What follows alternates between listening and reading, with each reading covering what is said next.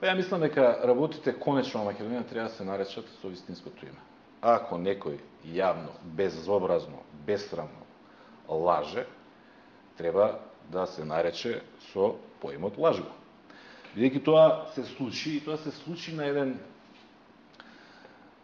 би рекол, осмислен начин од страна на актуелната власт. Се работеше за еден пропаганден проект, кој што го почна претседателот Иванов со неговата изјава на брифингот пред новинарите, каде што се повика на европратеничката Дорис Пак, дека во 95-та година сме имале понуда за членство во НАТО и преговори со Европската унија под времената референца, ама ние тогашното раководство таа понуда сме ја одбиле. Па продолжи потоа преку посетата на европратеникот Посел, па имаше дебата организирана од Институтот Павел Шатев, па имаше цели прилози на одредени медиуми кои што се под контрола на владата, стана јасно дека оваа влада, избегнувајќи да се соочи со собствената одговорност што денес не може да се направи исчекорот кон НАТО и кон ЕУ, се обиде целата одговорност да ја врати негде назад во далечната 95-та година со фалсификување на историските факти и да каже не ја пропуштаме таа шанса ние денес, таа шанса е пропуштена од некои други во 95-та година. И што се случи? Одеднаш целата таа небулоза почна да добива легитимитет. Околу неа да се пишува, да се дебатира, да се слушаат различни мислења. Единствен начин да се пресече таа работа, оценив дека еден таков настап и една таква реакција. До ден денес чекам дали ќе добијам тужба, као што гледам таква тужба нема, дури нема ни продолжување на таа приказна, едноставно запре. Единствено што се обидува сите да препознаат во таа приказна, во таа реакција покажан прст кон Посел, па сите почнаа да го бранат. Како тоа да не беше дебата, односно споменувано и на брифинзи, и по медиуми, и на пресконференции партиски и така натаму. Жалам што морав на тој начин да одреагирам. Тоа не е моје ниво и никогаш порано не сум се користил со такви изрази. Меѓутоа, никогаш порано ни ваква состојба во државата сме немале, никој пат порано не сме имале ситуација во која што вака безочно, безобразно се обидува да се фалсификува историјата. Ако е тоа единствен начин да излезе вистината на виделина, тогаш тоа ќе го користам и во наредниот период.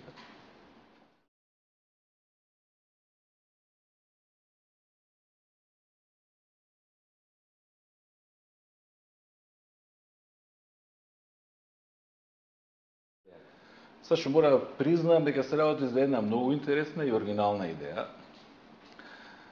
Меѓутоа, за жал, има работи што може да се поправат и работи што не може да се поправат. Се согласувам дека дел од недоизградените или недовршените скулптури, споменици, градби од Скопје 2014 можат да бидат пренесени на некоја друга локација, дури за оваа намена музејска, како што ти предлагаш. Меѓутоа, има работи кои што се или во таа фаза, или додека да дојде до промена на власта, ќе бидат целосно доизградени и едноставно може да ќе биде можна некаква преднамена за некаква друга намена се користат тие објекти, меѓутоа за жал музеот што предлагаш да биде ставен некаде настрана, ќе го имаме долго време во центарот на Скопје и точно така како што ти велиш ќе биде нешто што ќе потсетува на една неодговорна, недомаќинска, а здисана власт, каде што се работи за мегаломански проекти во период кога народот пати.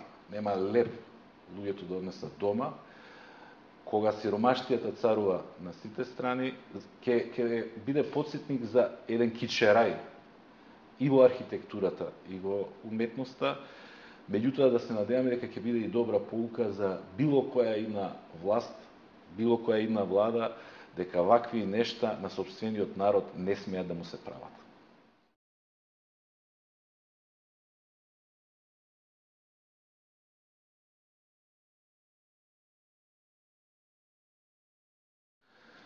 Па прво ајде да го погледнеме она што вие го нарекувате Сонја мит на партија на патриоти. Прво, не би се согласил дека се работи за мит, дури не се работи за било што може да се подпира на некакви објективни факти. Се работи за нешто што упорно таа партија и луѓето во таа партија се обидуваат да си го припишат како особина, дека тоа е најпатриотската, револуционерната организација, вистинската наследничка на историското ВМРО и така натаму и така натаму. Ајде да погледнеме историјата во овие 20 години. Во ниту еден момент кога се донесувале клучни одлуки за оваа земја, кога се поставувале темелите за независноста и самостојноста, кога се бранела државата, кога се градела и чувала државата, ВМРО ДПМН не бил на власт. Бил во опозиција, и тоа опозиција која што обструирала. Тоа е периодот 92-98, кога беа прво наспроти одлуката за референдум. Со референдум на доеме до независност тие предлагаат донесување на уставен акт за оцепување по примерот на Хрватска. Кога се донесуваше уставот, не беа за граѓански устав, беа за национален устав. Кога станувавме членка на Обединетите нации, се противеа на тој чин и го прогласуваа за предавство.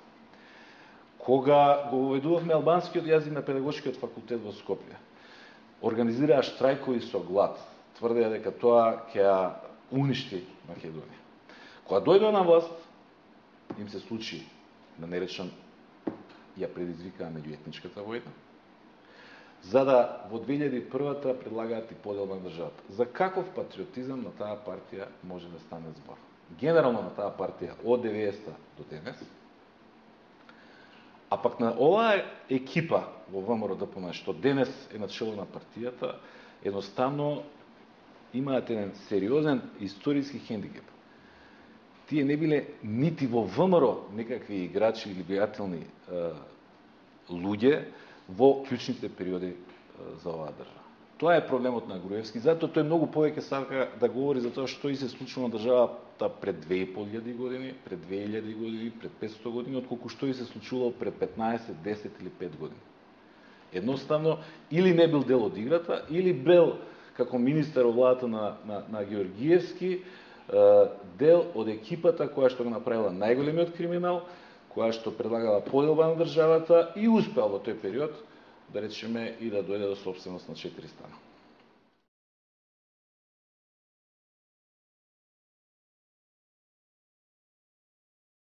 Здравството е една од сферите каде што состојбите се најлоши и тоа директно или индиректно го чувствуваат сите наши граѓани. Значи, нема поголема вредност за еден човек од неговиот живот, од неговото здравје, од здравјето на неговите блиски, деца, родители, пријатели. Денес во Македонија систем на јавно здравство повеќе не постои. Значи, ние имаме целосно разнебитено јавно здравство и ние веќе не можеме да говориме дали после промената на власта ќе дојде до некакви реформи или рехабилитација. Ние треба да го реконструираме од нула, од пепел, системот на јавно здравство во Македонија. Впрочем,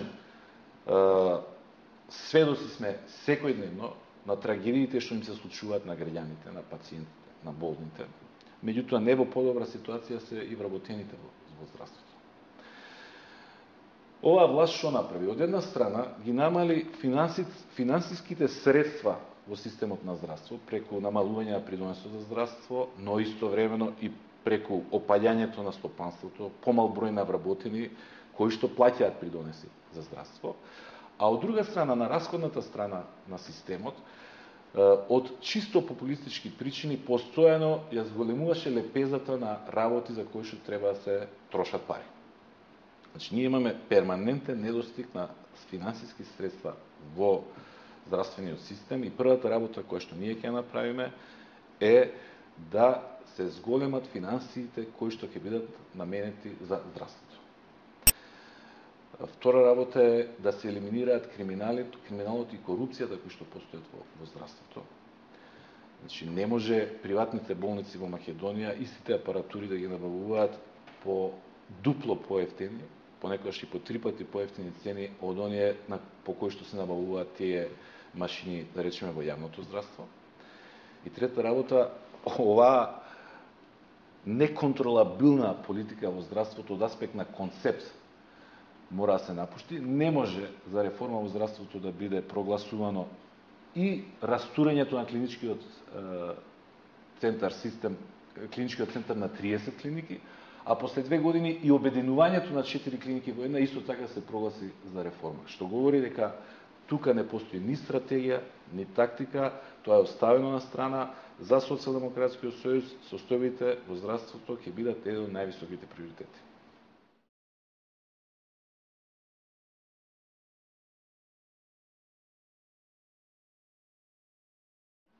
Јас се согласувам, Дарко, дека во образованието имаме хаос и тоа не само со учебниците.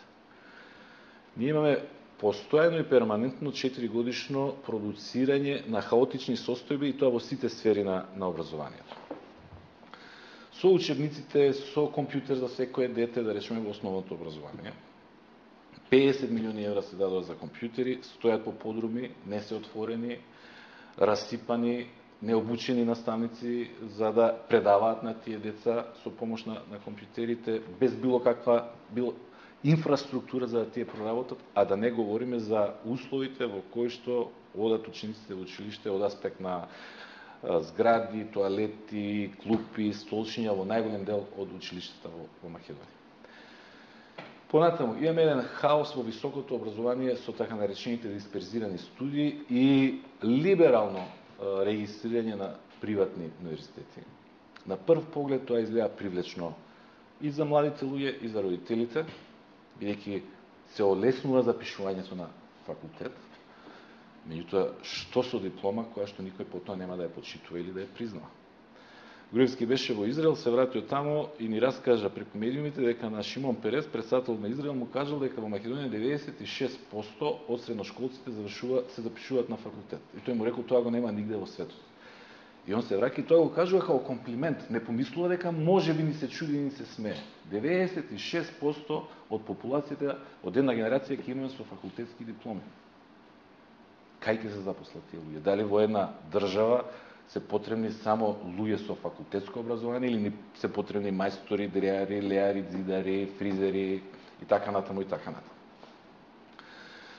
Во овој момент во Македонија на 22 различни адреси може да се стекне дипломата на правен факултет. А Македонија е 2 милиони луѓе, тоа е всушност еден универзитетски град во Европа или во Америка. Значи, тотално неодговорно, популистичко однесување, каде што за жал последиците ќе се увидат после неколку години, бидејќи во образованието продуктот се всушност луѓето, знаењето на луѓето, и тоа ќе се види како последица после 4, 5, 6 години, тогаш кога ќе ги завршат студиите или од системот на образование кои ќе се појават со барање за работно место. Значи, хаосот во образованието мора да се среди. Нам ни треба квалитетно образование. Нам ни требаат дипломи кои што вредат. Нас ни требаат дипломирани луѓе со знаење. Нас ни треба знаење, нас не ни требаат дипломи. И тоа ќе биде основната цел кон која што ќе се стреми идната власт на Социјалдемократска.